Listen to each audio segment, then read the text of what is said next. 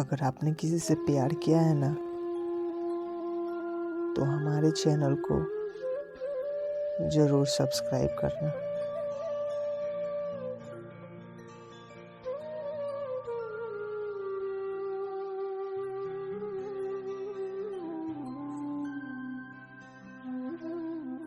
अनामिका मध्य प्रदेश से दिल्ली कॉलेज के लिए आई थी और अयान राजस्थान से उसी कॉलेज में पढ़ने आया था।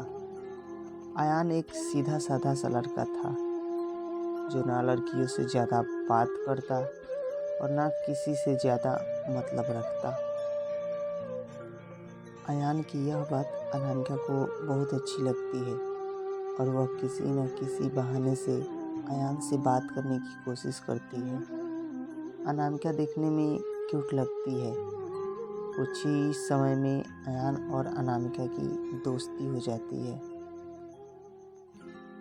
अयान धीरे धीरे अनामिका को पसंद करने लगता है। दोनों दिन भर कॉलेज में बातें करते, हर अपनी डिसलाइक और लाइक को शेयर करते और कुछ समय में बहुत अच्छे दोस्त भी बन गए। अयान की लाइफ में पहले कभी कोई लड़की नहीं आई थी, जबकि अनामिका के पहले दोस्त थे और वह सबसे बात किया करती थी। अयान को यह पसंद नहीं था। एक दिन बातों ही बातों में अयान ने अनामिका को अपने दिल की बात बतला देता है।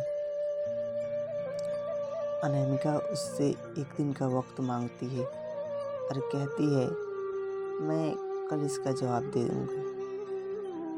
अनामिका सोचती है, जब अयान कॉलेज में पढ़ने आया था तब वह सिर्फ पढ़ाई पर ध्यान देता था, पर अब उसका पूरा ध्यान मुझ पे रहता है।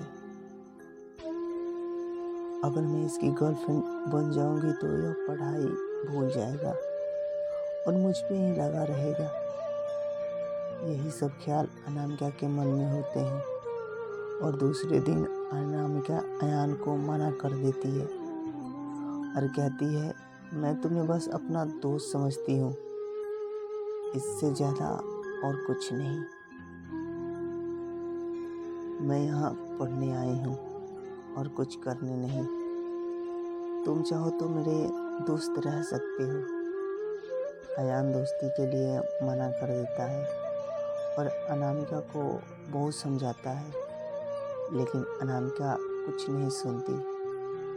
अयान को यह बात बहुत बुरी लगती है और वह अनामिका से बात करना बंद कर देता है। कुछ दिन कॉलेज भी नहीं जाता है।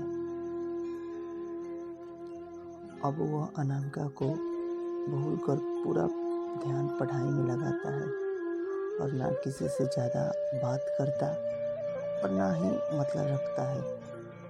देखते देखते कॉलेज बीत जाता है और सब अलग अलग हो जाते हैं। अयान कॉलेज में टॉप कर जाता है और सबसे पहले नौकरी पा लेता है। 2-3 साल बीत जाते हैं।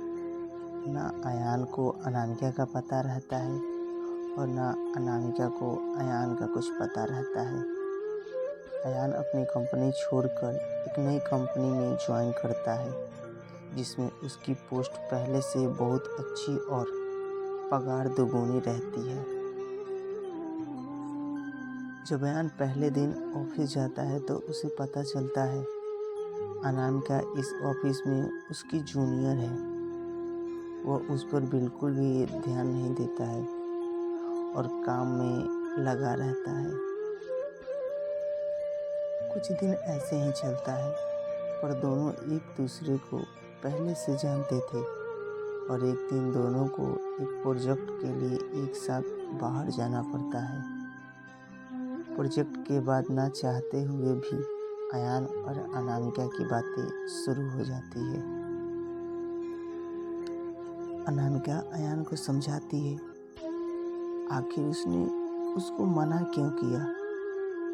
अयान को अनामिका की बात समझ में आ जाती है और दोनों में गहरी दोस्ती हो जाती है। पूरे ऑफिस में दोनों की दोस्ती के चर्चे होने लगते हैं। अयान सीधा साधा लड़का रहता है। उसको ज़्यादा कुछ समझ में नहीं आता है। अयान कुछ समय बाद अनामिका को डिनर पे ले जाता है और फिर से प्यार का इजहार कर देता है।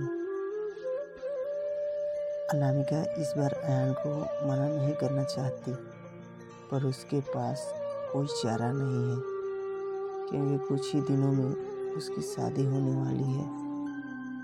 अनामिका अयान को अपनी शादी की बात बताती है। इस बार अयान का दिल पूरी तरह टूट जाता है। वह बिना कुछ कहे वहाँ से चला जाता है।